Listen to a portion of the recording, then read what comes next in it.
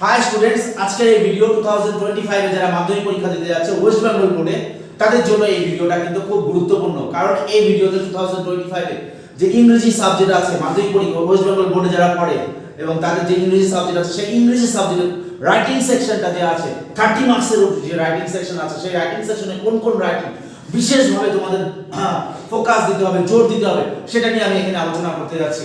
সেই জন্য 2025 এর ছাত্রদের জন্য কিন্তু এটা খুব খুব খুব ইম্পর্টেন্ট ভিডিও। কারণ ওয়েস্ট বেঙ্গল বোর্ডে যে ইংরেজি সাবজেক্ট আছে তাতে হচ্ছে মাধ্যমিক পরীক্ষা 30 মার্কস 90 এর মধ্যে 30 মার্কস কিন্তু রাইটিং সেকশন আছে। তিনটা রাইটিং দিতে লিখতে হয়, তার মধ্যে তিনটাতে 10 করে থাকে। এই রাইটিং সেকশনে যে যত ভালো করে তার মার্কস তত কিন্তু গিয়ার আপ হয়, পাম্প আপ হয়। ভালো রাইটিং না লিখতে পারলে, ভালো রাইটিং ভালোভাবে একদম কনক্রিট রাইটিং লিখতে না পারলে কিন্তু ইংরেজিতে 95 এবং 90 এর উপরে মার্কস পাওয়াটা খুবই কঠিন। তাই আমি এক বছর আগের থেকে কিন্তু আমি হচ্ছে এই ভিডিওটা তোমাদের দিয়ে দিলাম। এই ভিডিওকে ভিত্তি করে আজকের থেকে এই ভিডিও পাওয়ার পর থেকে তোমরা হচ্ছে কি করবে, তোমরা হচ্ছে রাইটিং সেকশনের উপর যে আমি এখানে বলছি রাইটিং সেকশনের উপর তোমরা গুরুত্ব দিবে। কোন কোন পার্টগুলো, কোন কোন সেগমেন্টগুলো। তাই দেখো, যুদ্ধ যখন শুরু হয় তার 2 মাস বা 1 মাস আগে থেকে কিন্তু যুদ্ধের প্রস্তুতি নিলে হয় না। 3 মাস আগে থেকে ভাবলে, 4 মাস আগে থেকে ভাবলে যে আমি এই করে করব আর যুদ্ধে খুব সুন্দরভাবে আমি সফল হয়ে আসবো, ইম্পসিবল, ইট ইজ ইম্পসিবল। যুদ্ধ সফল হতে গেলে অনেক দিন আগে থেকে strategy, psychology, philosophy, focus, determination তোমাদের রাখতে হবে। তাই 1 বছর আগে থেকে তোমরা যদি শুরু করো রাইটিং সেকশনের উপরে, কারণ রাইটিং সেকশনটাই একটা সিংহভাগ মার্কস থাকে কিন্তু মাধ্যমিক পরীক্ষায়। তাই রাইটিং সেকশনের উপর তোমাদের ইংরেজিতে জোর দিতে হবে। 90 থেকে 95, 96, 97 ক্রস করতে গেলে তার একটা আমি ছোট্ট স্ট্র্যাটেজি তৈরি করেছি। Let's have a look at the board. দেখো, রাইটিং সাজেশন 2025 এর মাধ্যমিক পরীক্ষার জন্য। দেখো, মাধ্যমিক পরীক্ষায় ওয়েস্ট বেঙ্গল বোর্ডে যে মাধ্যমিক পরীক্ষা দিতে যায় স্টুডেন্টরা, তাদের হচ্ছে মাধ্যমিকের তারা কয় ধরনের রাইটিং ফেস করে। দেখো, স্টুডেন্টরা ফেস করে paragraph writing, processing writing, story writing, formal writing, personal writing, report writing, notice writing. এই কয় ধরনের? 1 2 3 4 5 6 7 ধরনের রাইটিং কিন্তু ছাত্রদের প্র্যাকটিস করতে হয়। আরো 2 প্রকার রাইটিং আছে, সেটা হচ্ছে একটা হচ্ছে ডায়লগ রাইটিং আর একটা হচ্ছে সামারি রাইটিং। কিন্তু ওই দুটো রাইটিং কিন্তু আসে না, দ্যাটস ওয়াই আমি ওটা নিয়ে আলোচনা করতে যাচ্ছি না। হ্যাঁ, এই যে 7 প্রকার রাইটিং থাকে, এই 7 প্রকার রাইটিং এর মধ্যে কি তিনটা সেগমেন্টের উপরে রাইটিং আসে। এই 7 প্রকার রাইটিং বিভিন্ন ধরনের যে রাইটিং আছে তার মধ্যে 3টা সেগমেন্টের উপর রাইটিং আসে। প্রত্যেকটা সেগমেন্টে 10 করে থাকে, 30 মার্কস রাইটিং থাকে। ভেবে নাও তাহলে 30 মার্কসটা কতটা ইম্পর্টেন্ট। 90 এর মধ্যে 30 মার্কস রাইটিং এ থাকে, তাহলে তোমাদের কতটা গুরুত্ব দেওয়া উচিত রাইটিং এর উপরে।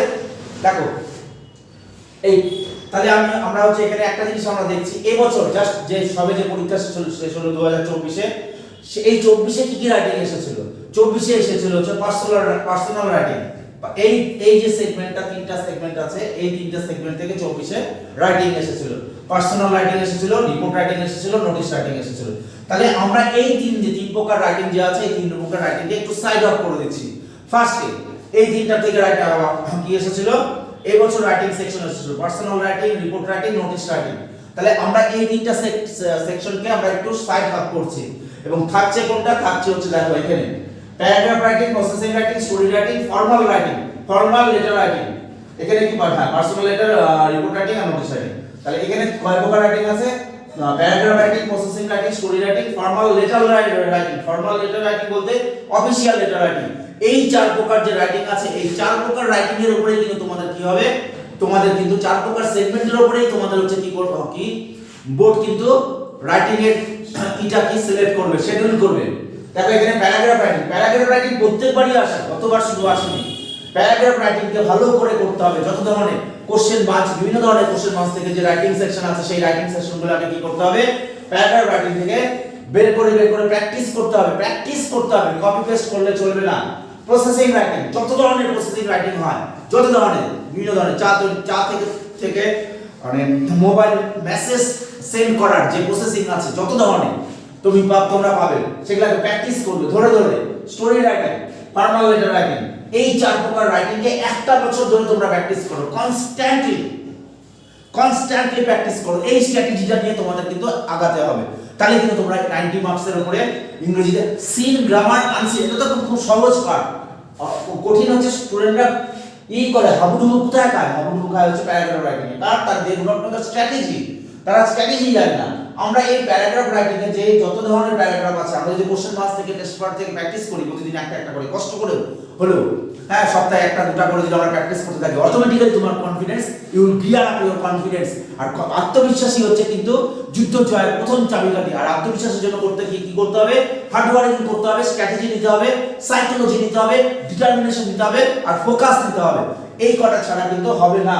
প্যারাগ্রাফ রাইটিং, যেরকম প্যারাগ্রাফ রাইটিং এর আমি জাস্ট হালকা বলে দিচ্ছি, মাই এইম ইন লাইফ আছে, তারপর হচ্ছে মাই হোম আছে, মাই ফেভারিট টিচার আছে, দ্য ফেভারিট পারসন আছে, the book you have read recently, তার the film you have seen, morning walk আছে, আর্লি রাইজিং আছে, মর্নিং এক্সারসাইজ আছে। এই যে বিভিন্ন ধরনের যে রাইটিং গুলো আছে, ভিজিট টু বুক ফেয়ার আছে, ভিজিট জার্নি বাই ট্রেন আছে, জার্নি বাই বোট আছে, এই যে রাইটিং গুলো আছে, এই রাইটিং গুলো কিন্তু তোমাদের নিজের মতন করে লিখতে হবে। শেষের দিকে কি করতে হবে, কিছু রাইটিং চক আউট করে রাখতে হবে, ওই রাইটিং গুলোকে একটু ফোকাস করে ওগুলোর উপর দেখে যেতে হবে।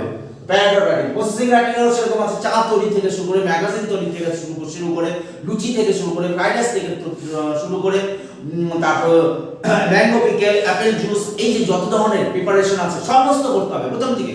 আজকে একটা বছর তোমরা পাচ্ছ, তোমরা ছাড়বে না, হ্যাঁ।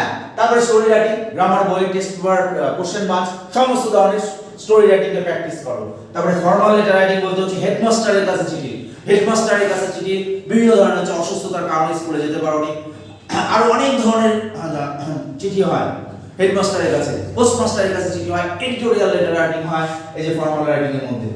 এই যে তোমরা এই স্ট্র্যাটেজিটাকে তোমাদের তৈরি করে ফেলতে হবে, এই স্ট্র্যাটেজিটাই দরকার, সুন্দর একটা সায়েন্টিফিক স্ট্র্যাটেজির সাথে ডিটারমিনেশন, ফোকাস, এই কটা লাগবে। আর কি এখানে পার্সোনাল লেটার রাইটিং, নোটিং, এই যে তিনটা সেগমেন্টের রাইটিং আছে, এই তিনটা সেগমেন্টকে কি তার মানে আমরা প্র্যাকটিস করব না? না, একদম না। আমরা কিন্তু এইটাকেও করব, এটার উপর কম না, আমাদের ফার্স্ট ফোকাস থাকবে হচ্ছে এই চারটার উপরে, যাতে করে আমরা হচ্ছে কোনো কারণবশত যদি কোশ্চেন একেবারে এখান থেকে একটা দিয়ে দাও, তাহলে তো তুমি কি ওখানে পারবে না, না, এটা কখনো করবে না। এর জন্য আমি এক বছর আগে তোমাদের কিন্তু এই হচ্ছে সাজেশনটা তোমাদের দিচ্ছি। হ্যাঁ, আমরা এটার উপরেও করব, আইডিয়া নিয়ে যাব, সবকিছু নিয়ে যাব, কিন্তু এই চারটা সেগমেন্টকে আমাদের একদম ফোকাস রাখতে হবে। চারটা সেগমেন্টের উপরে আমাদের কি করতে হবে, ফোকাস রাখতে হবে। তাহলে আমরা যদি এইভাবে করি, তাহলে আমরা অবশ্যই কিন্তু হচ্ছে রাইটিং সেকশনটাকে খুব ভালো করব। আর যখনই আমরা রাইটিং সেকশনটাকে ভালো করে ফেলবো, তখনই আমাদের মার্কস, আমাদের বাকিটা কিন্তু অর্ধেক চিন্তা কিন্তু চলে গেল। সো সামনের বছর এক বছর আছে, যারা 2025 এ হচ্ছে মাধ্যমিক দিবে ওয়েস্ট বেঙ্গল বোর্ডে, তাদের জন্য এই ভিডিও, মাধ্যমিক পরীক্ষা ছাত্রদের জন্য। আশা করি তোমরা এই ভিডিওটা ফলো করে আজকের থেকে লেগে যাবে এই রাইটিং সেকশনের উপরে তোমাদের হচ্ছে প্ল্যান তৈরি করতে এবং স্ট্র্যাটেজি তৈরি করতে, এই পদ্ধতিটাকে ফলো করে। So for the best, I wish you do well in the exam.